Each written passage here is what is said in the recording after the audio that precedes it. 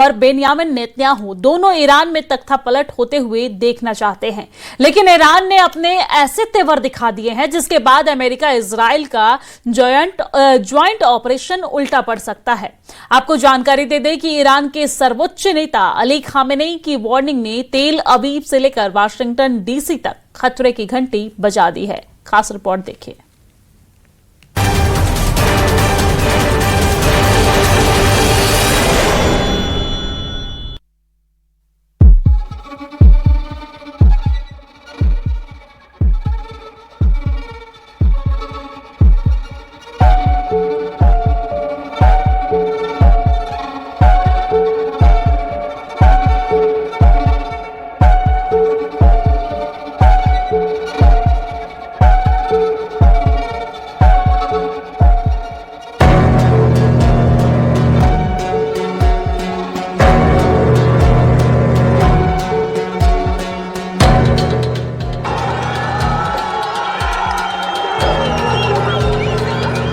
पच्चीस साल तक युद्ध और अंकल सैम के 5 दुश्मन खत्म।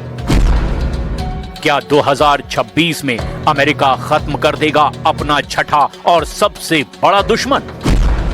क्या ईरान अब अमेरिका का वो आखिरी फ्रंट है जिसे डोनाल्ड ट्रंप किसी भी कीमत पर जीतने जा रहे हैं?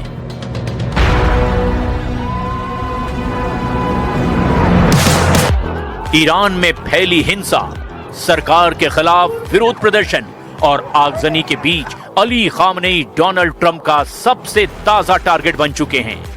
ईरान में फैली हिंसा के लिए ईरान ने अमेरिका और इजराइल को जिम्मेदार बताया है, लेकिन इसी आगजनी में अब अमेरिका ने पेट्रोल छिड़कने का काम कर दिया है।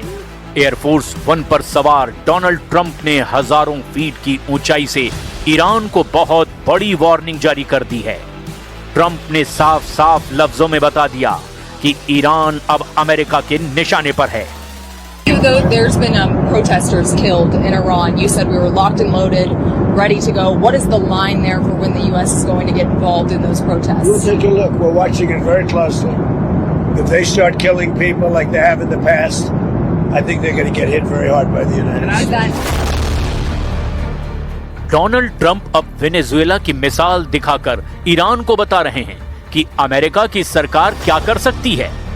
निकोलस मादुरो को कब्जे में लेने के बाद अमेरिका ने अपनी मिलिट्री ताकत दिखाई है और बता दिया कि दुनिया में कोई देश उसका मुकाबला नहीं कर सकता, क्योंकि अमेरिका अब घर में घुसकर ना सिर्फ मार रहा है बल्कि वहां के राष्ट्रपति को भी उठा ले जा रहा है।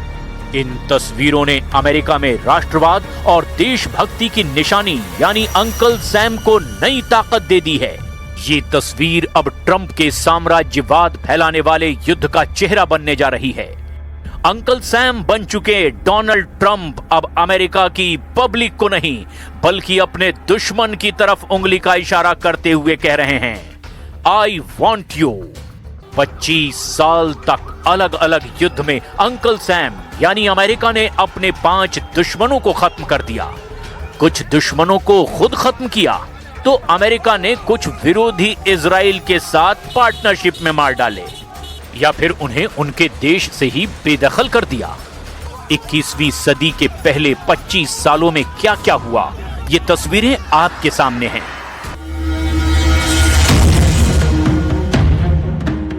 ईरान में विरोध प्रदर्शन को देखते हुए अमेरिका और इजराइल इस वक्त खामेनेई पर सबसे ज्यादा दबाव बनाने की कोशिश कर रहे हैं।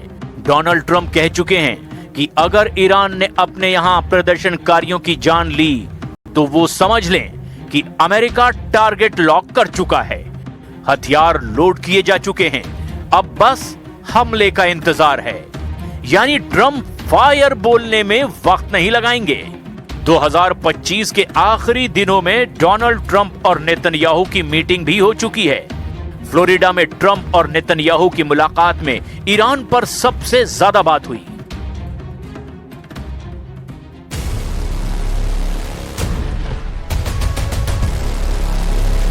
खामनेई ने सबसे बड़ा अटैक ट्रंप पर किया है।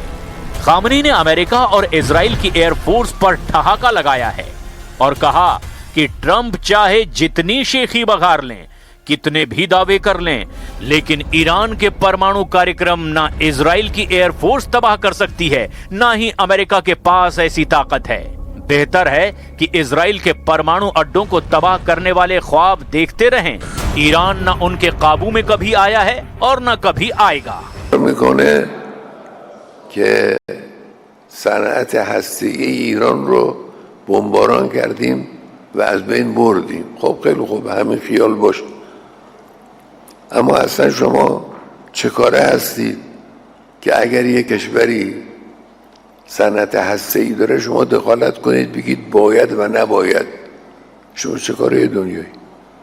چه ربطی به آمریکا داره که ایران امکانات هسته‌ای و صنعت هسته‌ای داره یا نداره؟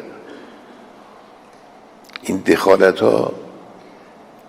دخالت‌های ناواب، ناجور، غلط و زورگویانه است. गाजा और लेबनान में 2 साल तक इजराइल की बमबारी पूरी दुनिया ने देखी और अब भी देख रही है।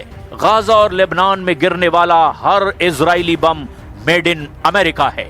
ऐसे में डोनाल्ड ट्रंप की नीयत पर ईरान लगातार सवाल उठा रहा है।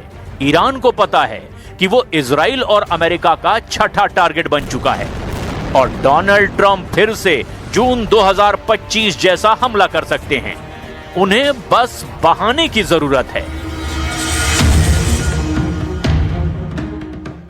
इसीलिए 25 साल तक जो युद्ध हुए हैं, अब अंकल सैम ने उसमें 5 दुश्मनों को खत्म कर दिया। ऐसे में क्या 2026 में अमेरिका खत्म कर देगा अपना छठा और सबसे बड़ा दुश्मन यानी ईरान? क्या ईरान अब अमेरिका का वो आखिरी फ्रंट है जिसे डोनाल्ड ट्रंप किसी भी कीमत पर जीतने जा रहे हैं? इसमें कोई शक नहीं कि अमेरिका के हर राष्ट्रपति के कार्यकाल में कहीं ना कहीं ऐसा युद्ध चलता रहा जहां अमेरिका की सेना या फिर उसके हथियार शामिल रहे हैं। चाहे वो बुश के दौर में इराक हो, चाहे वो ओबामा के दौर में सीरिया हो, या फिर अब ट्रंप के दौर में गाजा, लेबनान और ईरान हो। पिछले 25 सालों में अमेरिका की आंखों में सबसे बड़ी किरकिरी ईरान ही साबित हुआ है। 1979 की क्रांति के बाद से ईरान ही एक ऐसी पावर है जो अमेरिका के काबू में नहीं आई है। Trump is looking to distinguish himself from past presidents like Obama and Biden. Those presidents provided rhetorical support for Iranian protesters in past protests, but members of the Republican Party certainly have challenge those presidents for not doing more to defend protesters and protect them against violence and repression from the Iranian state. So this is Trump planting his flag down and trying to look tough and offer something different and meaningful. I would be surprised if he matched his words with actions, though. This is very much American first president. So I would not sure if Twitter pressure or diplomacy is going to result in anything positive in Tehran. Iran बार बार बता रहा है कि उसकी missile power Israel और अमेरिकी अड्डों पर हमले के लिए तैयार है। ये वार्निंग ईरान लगातार दे रहा है। ईरान जून में हुए युद्ध की बार बार याद दिला रहा है। ईरान के सर्वोच्च नेता अली खामनेई के जनरल दावा कर रहे हैं कि इस बार युद्ध हुआ तो नई तरह की मिसाइल से हमला होगा। ऐसी मिसाइल जिसकी रेंज ज्यादा होगी ताकि वो दुश्मनों को लंबी दूरी तक तबाह कर पाए, जिसका पेलोड यानी वॉरहेड ज्यादा बड़ा और हाहाकार मचाने वाला होगा, जो स्टेल्थ होगी यानी उसको ट्रैक और इंटरसेप्ट करना यानी उसे मार गिराना भी मुश्किल होगा। ईरान के कमांडर दावा कर रहे हैं कि उनका नया मिसाइल जखीरा इतना खतरनाक होगा कि इजराइल को सरेंडर करने में 12 दिन का वक्त नहीं लगेगा। ईरान इस बार ऐसा जवाब देगा कि इजराइल 12 घंटे के अंदर सरेंडर कर देगा। यानी 12 दिन नहीं, 12 घंटे वाली वार्निंग ईरान की तरफ से जारी की जा रही है।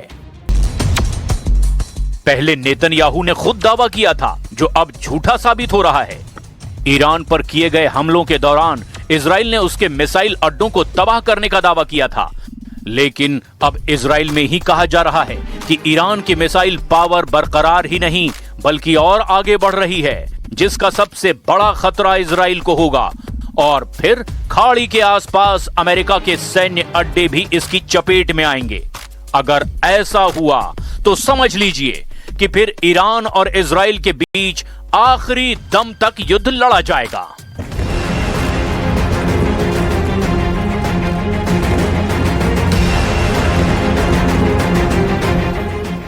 और खास रिपोर्ट में फिलहाल के लिए इतना ही। मुझे दीजिए इजाजत। नमस्कार।